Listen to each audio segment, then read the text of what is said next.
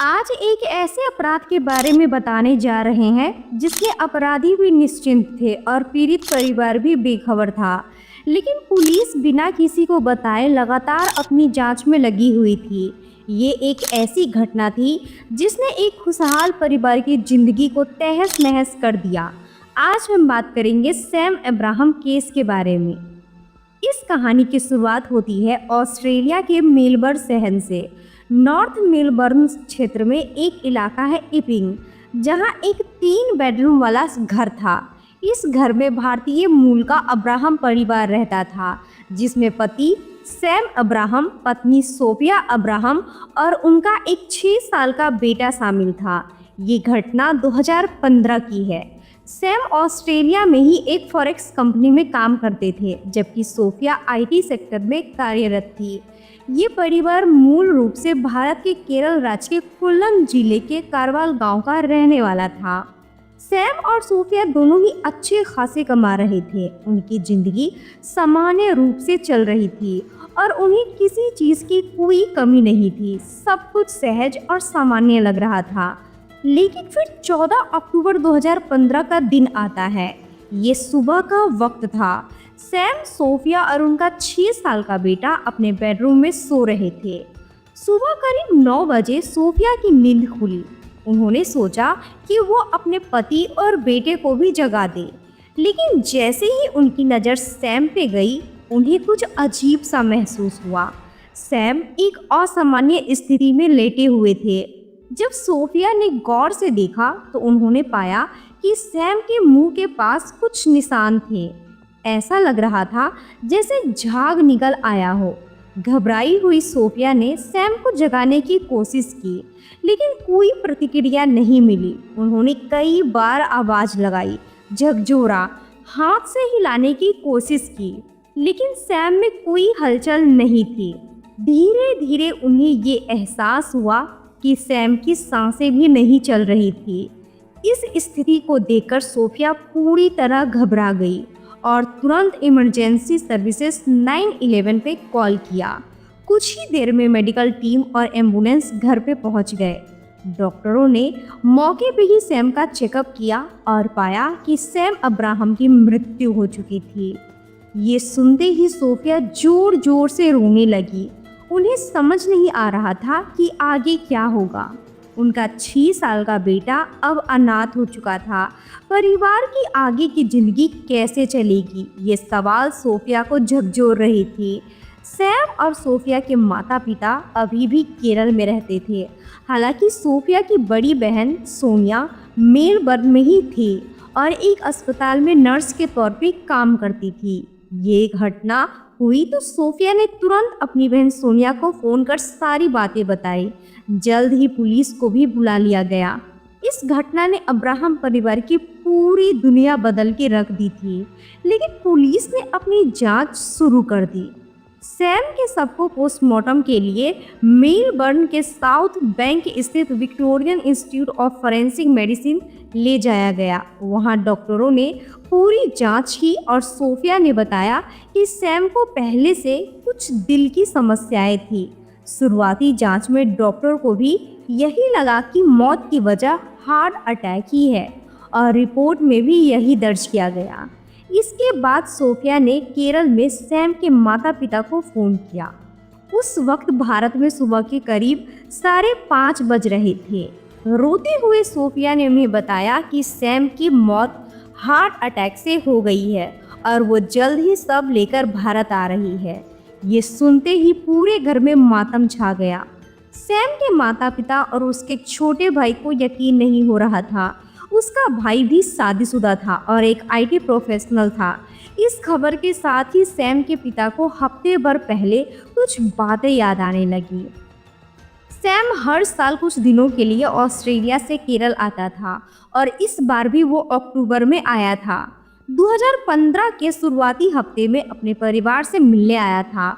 इस बार वो अपनी पत्नी और बेटे को भी साथ लाया था, लेकिन इस बार सैम का व्यवहार कुछ अजीब था। वो मजाक मजाक में अपने कुछ दोस्तों और रिश्तेदारों से कहता कि अगले बार वो घर पर कॉफी में आएगा।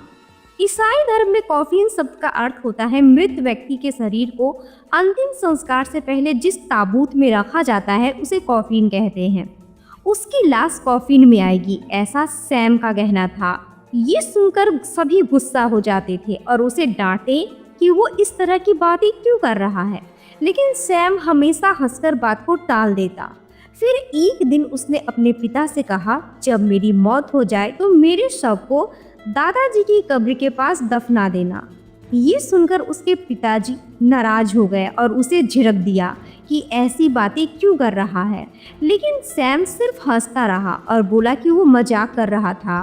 कुछ दिनों बाद 11 अक्टूबर को सैम अपनी पत्नी और बेटे के साथ वापस ऑस्ट्रेलिया लौट गया और फिर 14 अक्टूबर को उसकी मौत की खबर आई। अब पिता सोच में पड़ गए, क्या सैम को पहले से अपनी मौत का आभास हो गया था? 3-4 दिन बीत गए और 18 अक्टूबर को सैम का शव भारत लाया गया। उसके साथ सोफिया और उसका बेटा भी थे। घर में एक बार फिर मातम पसर गया। किसी को यकीन नहीं हो रहा था कि सैम अब इस दुनिया में नहीं रहा। वो तो पूरी तरह स्वस्थ था, उसे कोई गंभीर बीमारी भी नहीं थी। फिर अचानक हार्ट अटैक कैसे आ सकती है? लेकिन जो भी हुआ बहुत दुखद हुआ। क्रिश्चियन रीति रिवाजों के अनुसार सैम को दफना दिया गया। अब सवाल ये था कि आगे क्या होगा, क्योंकि सोफिया मेलबर्न में नौकरी करती थी। उसे कुछ दिनों बाद वापस लौटना था। परिवार वालों को चिंता थी कि वो वहाँ अकेले कैसे रहेगी, बच्चे को कैसे संभालेगी, लेकिन मजबूरी थी। 4-5 दिनों के बाद सोफिया अपने बेटे के साथ ऑस्ट्रेलिया लौट गई। हालांकि वो वहां पहुंचने के बाद भी वो अपने ससुराल वालों से लगातार संपर्क में रही। हर शनिवार उसका कॉल आता और वो सैम के माता पिता से बात करती थी। लेकिन किसी को अंदाज़ा नहीं था कि इस कहानी में आगे कुछ ऐसा सामने आने वाला था जो सबको चौंका के रख देगी। सब कुछ धीरे धीरे सामान्य होने लगा। जिंदगी पटरी पे आ रही थी। अगर दोनों की बैकग्राउंड की बात करें तो सैम अब्राहम और सोफिया दोनों केरल के कारवाल गांव के रहने वाले थे। वो बचपन से ही पड़ोसी थे और दोनों के बीच गहरी दोस्ती थी। सैम को सिंगिंग का बेहद शौक था। हर संडे जब चर्च में प्रेयर होती तो वो वहाँ डिवोशनल सिंगिंग कोर्स में शामिल होता। संयोग से सोफिया भी गाना गाती थी और चर्च में दोनों की मुलाकात अक्सर हो जाती। धीरे धीरे उनकी दोस्ती प्यार में बदल गई। दोनों ने साथ में कॉलेज पूरा किया और 2003 में ये फैसला किया कि जब उनकी नौकरी लग जाएगी तब वे शादी करेंगे। इसके बाद सैम तमिलनाडु के डिंडीगुल चला गया, जहां उसने MBA की पढ़ाई शुरू की। उधर सोफिया ने महात्मा गांधी इंस्टीट्यूट को टाइम से इलेक्ट्रॉनिक्स में MSc किया और आगे बेंगलुरु की एक IT कंपनी में नौकरी करने लगी। फिर वो तिरुवनंतपुरम में काम करने लगी। सैम भी अपनी पढ़ाई पूरी करने के बाद एक लोकल बैंक में जॉब करने लगा और फिर दुबई की एक फॉरेक्स एक्सचेंज कंपनी में काम करने के लिए वहां चला गया। दोनों अपनी अपनी फील्ड में तरक्की कर रहे थे। समय बीतता गया और आखिरकार सैम और सोफिया ने शादी करने का फैसला किया। जब सैम ने अपने परिवार को इस बारे में बताया तो घर वालों ने साफ इनकार कर दिया। खास तौर पर उनके पिता इस रिश्ते के सख्त खिलाफ थे। सोफिया के परिवार की बात करें तो उनके पिता एक रिटायर्ड डिफेंस ऑफिसर थे। उनकी भी अच्छी खासी इज्जत थी। जब सैम ने सोफिया को बताया कि उनके माता पिता शादी के लिए तैयार नहीं है तो सोफिया ने खुद सैम के पिता से बात की। उसने कहा कि अगर आपने हमारी शादी नहीं कराई तो मैं अपनी जान दे दूंगी। ये सुनकर सैम के माता पिता सोच में पड़ गए। सोफिया के व्यवहार ने धीरे धीरे सैम की मां को प्रभावित कर लिया था। काफी सोच विचार के बाद सैम के माता पिता ने आखिरकार इस शादी को मंजूरी दे दी। उन्होंने सोचा कि दोनों मैच्योर हैं, इंडिपेंडेंट हैं और अपना फैसला खुद ले सकते हैं। साल 2008 में सैम और सोफिया की शादी हो गई। अगले ही साल 2009 में उनके बेटे का जन्म हुआ। सोफिया की बड़ी बहन सोनिया ऑस्ट्रेलिया में रहती थी और एक नर्स थी। जब सोफिया को वहाँ की लाइफस्टाइल के बारे में पता चला तो उसने सोचा कि उसे भी अपने परिवार के साथ वहाँ शिफ्ट हो जाना चाहिए। सोफिया ने मेलबर्न की एक आईटी कंपनी में जॉब के लिए अप्लाई किया और उसका सिलेक्शन हो गया। 2012 की शुरुआत में वो अपने बेटे को लेकर ऑस्ट्रेलिया चली गई। वो चाहती थी कि सैम भी वहां आ जाए ताकि पूरा परिवार साथ रह सके। लेकिन इसी बीच सैम ओमान चला गया क्योंकि उसे वहां लुलु एक्सचेंज नाम की कंपनी में नौकरी लग गई थी। अब हालात ऐसे थे कि पत्नी और बेटा ऑस्ट्रेलिया में थे और पति ओमान में। सोफिया अक्सर सैम से कहती थी कि वो भी ऑस्ट्रेलिया आ जाए, लेकिन सैम इस फैसले को टाल रहा था। उसका एक कारण ये था कि ओमान भारत के करीब था। वो हर महीने 1-2 दिन के लिए अपने माता पिता से मिलने चला जाता था, लेकिन अगर वो ऑस्ट्रेलिया चला जाता तो ये मुमकिन नहीं होता। उसे सिर्फ साल में एक बार घर आने का मौका मिलता और वो भी कुछ ही दिनों के लिए। फिर भी सोफिया अपनी जिद पे अड़ी थी। आखिरकार सैम ने अपने बॉस से बात की और मई 2013 में उसका ट्रांसफर मेलबर्न हो गया। सोफिया की ऑस्ट्रेलिया शिफ्टिंग के 1.5 साल बाद सैम भी वहां चला गया, लेकिन किसे पता था कि महज 2 साल बाद 14 अक्टूबर 2015 की सुबह सैम अपने घर के बेडरूम में मृत पाया जाएगा। शुरुआती जांच में इसे हार्ट अटैक माना गया। सैम का अंतिम संस्कार कर दिया गया और उसके परिवार ने भी इसे नियति मानकर स्वीकार कर लिया। धीरे धीरे जिंदगी फिर से सामान्य होने लगी। सोफिया भी सैम के जाने के दुख से उभरने लगी थी, लेकिन तभी मेलबर्न पुलिस के पास सैम की फॉरेंसिक रिपोर्ट आ गई। टॉक्सिकोलॉजी रिपोर्ट में ये खुलासा हुआ कि सैम की मौत हार्ट अटैक से नहीं बल्कि साइनाइड जहर से हुई थी। सैम के पेट में ऑरेंज जूस पाया गया जिसमें भारी मात्रा में साइनाइड मिला था। अलावा एकोडो मिल्क शेक में भी नशीले केमिकल्स मिले थे। पुलिस के लिए मामला अब सिर्फ एक मौत नहीं बल्कि एक संदिग्ध हत्या का केस बन चुका था। शुरुआत में पुलिस ने सोफिया से कुछ सवाल किए, लेकिन उसने बताया कि उन्होंने हमेशा की तरह नॉर्मल खाना खाया था, कोई बाहरी चीज नहीं खाई थी। फिर भी साइनाइड इतनी भारी मात्रा में उनके शरीर में कैसे पहुंचा? पुलिस ने इस मामले को गंभीरता से लेना शुरू कर दिया, लेकिन एक बड़ी दिक्कत थी कि उनके पास कोई ठोस सबूत नहीं था। अब सवाल उठता था कि क्या ये खुदकुशी थी या फिर सोफिया की बातों में कोई झूठ था। अब सबसे बड़ी बात, अगर ये हत्या थी तो आखिर हत्यारा कौन था? डिटेक्टिव और उनकी टीम ने मामले को गहराई से जांचने का फैसला किया। सबसे पहला सवाल यही था कि घर में साइनाइड आया कैसे? ये कोई आम जगह मिलने वाली चीज नहीं थी। या तो इसे किसी बाहरी व्यक्ति ने दिया था जिसका सैम से कोई बैर था, या फिर किसी करीबी ने इसका इंतजाम किया था। लेकिन पड़ोसियों ने बताया कि 13 और 14 अक्टूबर के बीच किसी अनजान शख्स को घर के आसपास नहीं देखा गया था।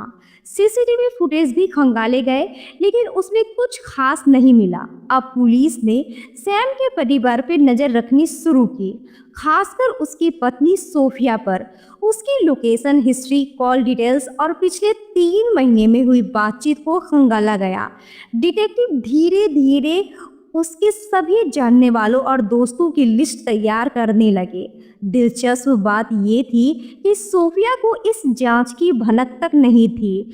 जांच के दौरान डिटेक्टिव को पता चला कि सैम ने कुछ समय पहले पुलिस स्टेशन में एक शिकायत दर्ज करवाई थी। ये घटना जुलाई 2015 की थी, यानी उनकी मौत से ठीक 3 महीने पहले। उस दिन सैम लालू ट्रेन स्टेशन के पास था जब अचानक उसकी गाड़ी में छिपे एक नकाबपोश ने उस पर हमला कर दिया। उसने चाकू से ताबड़तोड़ वार किए, जिसमें सैम की गर्दन और चेहरे पे गहरी चोट आई, लेकिन किस्मत से वो बच गया। उसने तुरंत पुलिस को सूचना दी और अस्पताल में इलाज कराया। पुलिस ने उस वक्त उसकी गाड़ी से केबल टाई, कुछ कूड़ा कचरा और एक हैंडकफ बरामद किया था। ये जानकारी मिलते ही डिटेक्टिव समझ गए कि सैम की हत्या की साजिश काफी समय से रची जा रही थी। पहले जानलेवा हमला किया गया जिसमें वो बच गया, फिर दूसरी बार साइनाइड देकर उसे मार डाला गया। जांच के दौरान सबसे पहला शक सोफिया पे ही गया। पति की जान लेने के बाद वो वापस ऑस्ट्रेलिया गई और महज एक हफ्ते के अंदर ही उसने सैम के बैंक अकाउंट से सारे पैसे निकाल लिए। लेकिन पैसे निकालने से ज़्यादा चौंकाने वाली बात ये थी कि उसने इन्हें अपने अकाउंट में न डालकर एक जॉइंट अकाउंट में ट्रांसफ़र किया जिसका नाम अरुण कमल सनन था। इसके अलावा सोफिया सैम की कार का रजिस्ट्रेशन भी बदलवाना चाहती थी। वो इसे बेच नहीं रही थी बल्कि मालिक का नाम बदलवाना चाहती थी और जिस नाम पर इसे ट्रांसफ़र किया जा रहा था वो भी अरुण कमल सनन था। ये महज इत्तेफाक था या कुछ और? अब पुलिस की निगाहें अरुण पर भी जम गई थी। उसकी कॉल डिटेल्स और व्हाट्सएप चैट्स को खंगाला गया।